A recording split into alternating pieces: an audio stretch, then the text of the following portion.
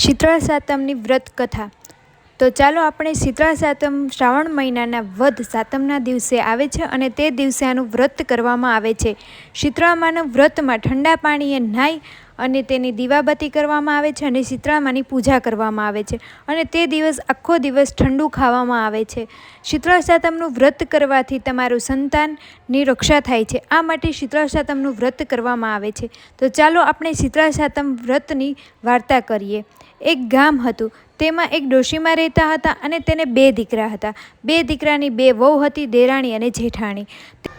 તેમાં જેઠાણી બહુ ઈર્ષાળી હતી, જ્યારે એની દેરાણી હતી એ દયાળુ અને દયાભાવના વાળી હતી.